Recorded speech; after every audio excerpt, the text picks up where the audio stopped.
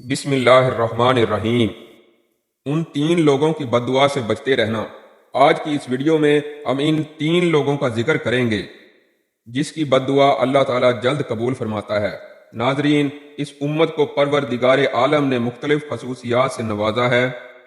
ان میں سے ایک خصوصیت یہ ہے کہ اللہ تعالیٰ نے اس امت کو دعا مانگنے کا حکم دیا ہے اور اس کی قبولیت کا وعدہ فرمایا ہے۔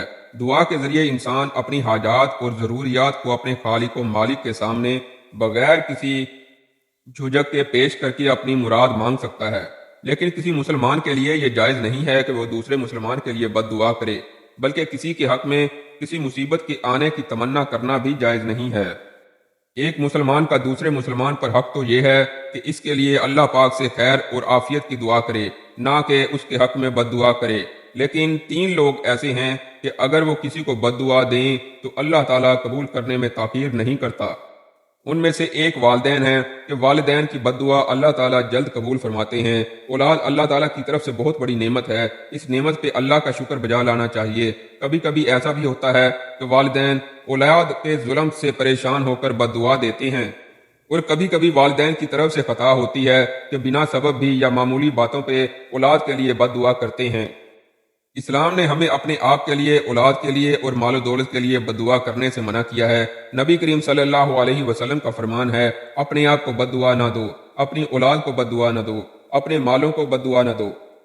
ایسا نہ ہو کہ وہ اللہ کی طرف سے قبولیت کی گھڑی ہو، ادھر تم کوئی بد دعا کرو کہ اللہ تعالیٰ اسے تمہارے لیے قبول کرے۔ ماں باپ کو چاہیے کہ وہ اپنی اولاد کو بد دعا نہ دیں، ان کو دعائیں دیں، کیونکہ ماں باپ کی زبان سے اولاد کے لیے نکلی ہوئی بات اللہ تعالیٰ قبول فرماتا ہے۔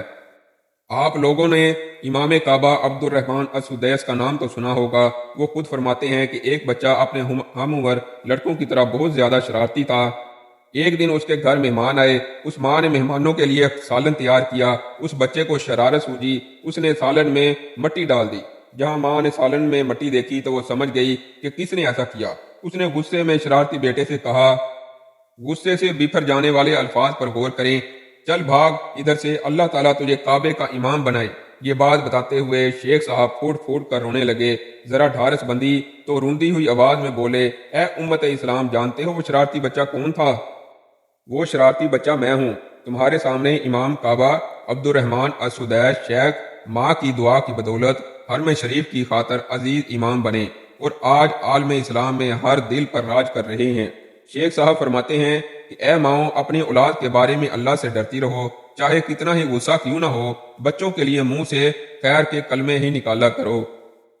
اولاد کو لان تان اور بد دعائیں دینے والی مائیں سن لیں کہ والدین کی دعا و بد دعا جلدی قبول ہوتی ہے۔ دوسرا وہ شخص جس کی بد دعا اللہ تعالیٰ جلد قبول فرماتا ہے، وہ مظلوم ہے۔ قرآن مجید میں اللہ تعالیٰ فرماتا ہے، اللہ تعالیٰ بری بات زبان پر لانے والے کو کسی کے لیے پسند نہیں کرتا، بجائے مظلوم کے کہ اپنے مظالم کی نسبت کچھ ہی شکایات کرنے لگے تو وہ گناہ نہیں۔ اور اللہ تعالیٰ مظلوم کی بات خوب سنتے ہیں اور ظالم کے ظلم کی حالت خوب جانتے ہیں۔ حضرت ابن عباس رضی اللہ تعالی عنہ سے روایت ہے کہ نبی کریم صلی اللہ علیہ وسلم نے حضرت عباد رضی اللہ تعالی عنہ کو جب عامل بنا کر جمل بھیجا تو آپ صلی اللہ علیہ وسلم نے انہیں ہدایت فرمائی کہ مظلوم کی بد دعا سے ڈرتے رہنا کہ اس کے اور اللہ کے درمیان کوئی پردہ نہیں ہوتا، وہ فوراً پروردگار تک پہنچ جاتی ہے اور ظالم کی خرابی ہوتی ہے۔ اس کا یہ مطلب نہیں کہ ظالم کو اسی وقت سزا ہوتی ہے، بلکہ اللہ پاک جس طرح چاہتا ہے ویسے حکم دیتا ہے۔ کبھی فوراً سزا دیتا ہے ایک میعاد کے بعد، تاکہ ظالم اور ظلم کرے اور خوب بھول جائے، اس وقت دفتر وہ پکڑ لیا جاتا ہے۔ اسی طرح سیدنا عبداللہ بن عمر رضی اللہ تعالی عنہما فرماتے ہیں، رسول اکرم صلی اللہ علیہ وسلم نے فرمایا، مظلوم کی بد دعا سے بچو، یہ چنگاریوں کی طرح آسمان کی طرف اٹھتی ہے۔ ظلم سے اجتناب کرو اور مظلوم کی بد دعا سے ڈرو، کیونکہ وہ آسمان کی طرف سے ایسے اٹھتی ہے جیسے آگ۔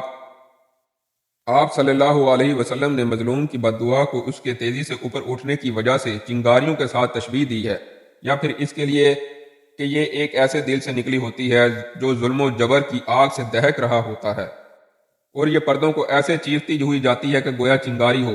ظلم صرف مار پیٹ کو نہیں کہتے، بلکہ کسی کا حق ہڑپ کرنا بھی ظلم ہے۔ بہن کا وراثت کا حق اسے نہیں دیا جاتا، بیوی کا جسمانی اور مالی حق نہیں دیا جاتا، اس کو ذلیل کیا جاتا ہے، یہ بھی ظلم ہے۔ جو لوگ بہنوں کو یا بیوی کو حق نہیں دیتے تو وہ لوگ ظالم ہیں، اور اللہ ان سے اس کا حساب لے گا۔ تیسرا وہ شخص جس کی بد دعا اللہ تعالیٰ جلد قبول فرماتا ہے وہ مسافر ہے۔ ارشاد نبوی صلی اللہ علیہ وسلم ہے، 3 لوگوں کی دعا کی قبولیت میں کوئی شک نہیں ہے، ایک مظلوم کی دعا، دوسری مسافر کی، تیسری والدین کی اپنی اولاد کے لیے بد دعا۔ اکثر والدین سوال کرتے ہیں کہ ہم تو اولاد کے لیے دل سے بد دعا نہیں کرتے بلکہ غصے کی حالت میں منہ سے بد دعا کے الفاظ نکلتے ہیں۔ اللہ کی رحمت کا اندازہ اور کیسے لگایا جا سکتا ہے کہ قرآن مجید میں اللہ تعالیٰ فرماتا ہے، اس آیت کا ترجمہ اور مفہوم یہ ہے، اور اگر اللہ لوگوں پر جلدی سے نقصان واضح کر دیا کرتا جس طرح وہ فائدے کے لیے جلدی مچاتے ہیں تو ان کا وعدہ کبھی کا پورا ہو چکا ہوتا۔ ہم ان لوگوں کو جن کو ہمارے پاس آنے کا یقین نہیں ہے ان کے حال پر چھوڑے رکھتے ہیں کہ اپنی سرکشی میں بھٹکتے رہیں۔ اس آیت کے تحت تفسیر احسن البیان میں مذکور ہے کہ اسی طرح جب انسان فائدے کے لیے جلدی مچاتے ہیں تو ان کا وعدہ کبھی کا پورا ہو چکا ہوتا ہے۔